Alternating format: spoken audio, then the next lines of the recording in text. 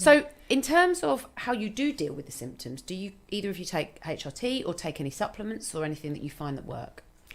So I haven't gone into HRT yet. Okay. I don't feel like I don't know if I should say this or not that extreme at this point, but I do have friends that have had really struggled sort of mentally, just felt like they were going to crack, and they're like, I need something. And as I said, my sister just couldn't operate without having something. Yeah. So up until now, literally Julie's gym, exercise, trying to eat better. Yeah.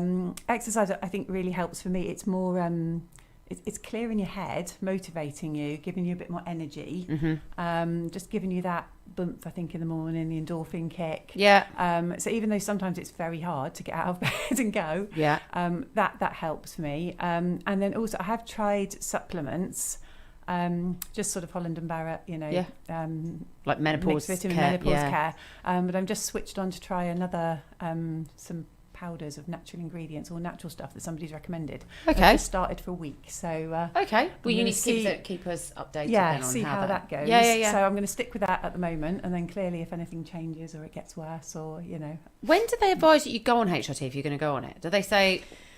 No, I think it's very much down to who you're talking to and how persuasive you are, to be fair. Oh, really? I think it is really very much GP reliant. I couldn't get an appointment to see my GP to even talk about it. But in September, I don't know if you know, but a product came online called Gina.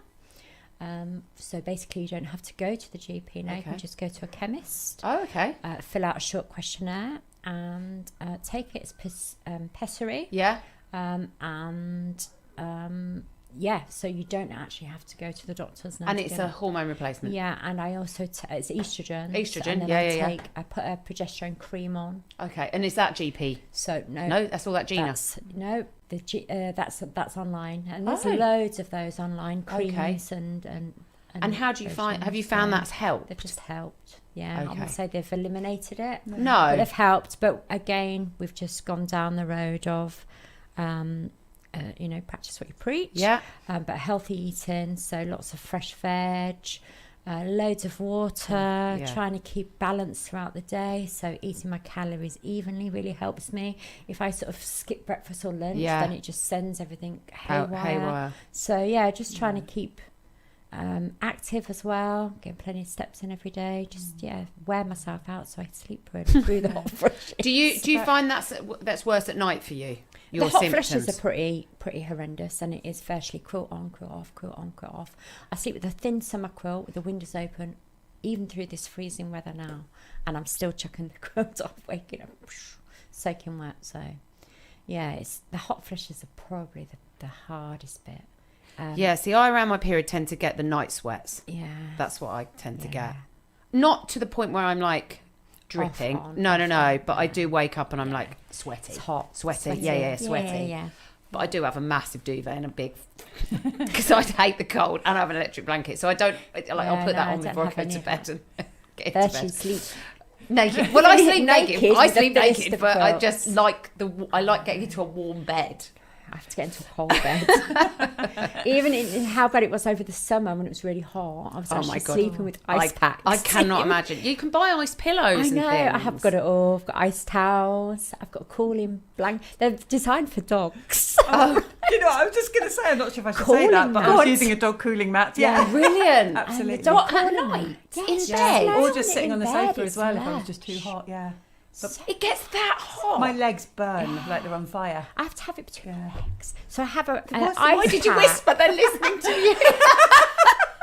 I have an ice pack wrapped in towel and lay on my side between my legs, laying on a dog bed.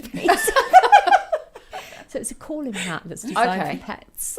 But it's brilliant in the summer. Well, you need to get onto them and say you need to market this to women who have got women with hot flushes. Okay. Just going back to your point, Julie, you said about the eating regularly, because that's something that I've noticed as well. My blood sugars are up and down all over the place. All day. So I have to eat little and often, especially in the mornings. Okay. That's when I get more hot flushes. Yeah. And you also that's when my blood sugars are all over the place. But by the afternoon, it calms down a bit better. But I do have to eat more regularly in little bits and drink loads. I get really dehydrated. I get thirsty now. Like, I have to be drinking minimum 2 litres. If I'm not drunk enough by the end of the day, I know it. But I'm like literally like look, even before bed, which then means I'm up about 6 times a night doing a wee. But okay, did your parents? Your mum didn't take HRT or anything like that? Okay, so that's fine. No. Yeah, because a long time ago, well, my mum says, when she was scheduled to take it, it was all about the risk of cancer and of things like that. So okay, and exercise then. You find that exercise really helps you.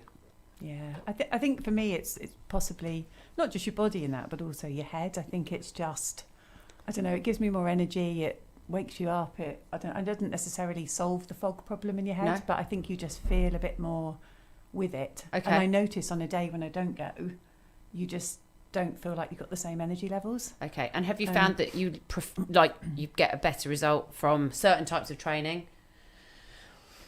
So, like, if you're doing loads of cardio, does it really whack you out? Or if you're doing more strength-based work? It depends probably a little bit on when your period is as well. I do find I can get absolutely wiped for a couple of days in my period. But and I didn't used to get that when I was younger. I used to be able to train all the way through and be like, this is fine. But actually now, either side of my period, I'm like, I'm either well on it and I'm like, and then I think, actually... Are you moody with it though? Am I moody with it? Definitely short-tempered. I do feel a bit short-tempered. Get stressed about things that wouldn't normally bother you. And I just look at myself sometimes. I go, why am I even getting stressed about that? And it's I call myself narky sometimes. I get narky. Oh yeah, and like sometimes I think I'm just a horrible person. Yeah, sometimes I just think that was really uncool. Like in my head, I'm like, I know. You're throwing yourself, telling yourself off. But then you talk to yourself more, I think, as well as you get older. Like I literally can. My daughter sometimes goes, "What did you say?" And I go, "I've just had a conversation in my head, and I had to say that bit out loud." That was all that happened. She's like, all the time. "Oh, you are just a bit strange." Okay. But I think it is important. Just going back to that, though, there are so many things that you can do to help menopause by that aren't medication. That aren't medication. That's right. Things to avoid and things to help. And every symptom is different. Yeah. But the key thing is, if you're experiencing multiple symptoms, just try and solve one symptom at a time. Yeah. And then you'll find that will help other symptoms. And then there are other things that you can cut back on or eat more of or drink more of that will help with multiple symptoms. Yeah. And I think, obviously, we're not doctors, but again, if you're feeling really... menopause, or you think I can't cope with this, go and see a doctor. Oh, definitely. Go and see a doctor. Go and see a doctor. And if you don't get any joy with your GP, go and see another GP. Yeah, and also go and see another GP. And a friend of mine, she's tracking her symptoms on the Balance app. Yeah. Now I haven't used the Balance app, but somebody, there's a lady in Leamington Spa, I think, or Rugby, around that area, and she designed it. It's called the Newsom Clinic, and she it's designed this Balance app, and so literally you can put in your symptoms to check where you are, and I think it makes recommendations in it that it says obviously if you're feeling you need to go and see a doctor and that sort of thing. So so I've got all this to look forward to. Yeah, you have. I imagine that I'm gradually I think the things as well for ladies to think about, it's not about don't wait until you're in menopause or you're experiencing menopause. I would say the fitter and healthier you are approaching your 40s will just help alleviate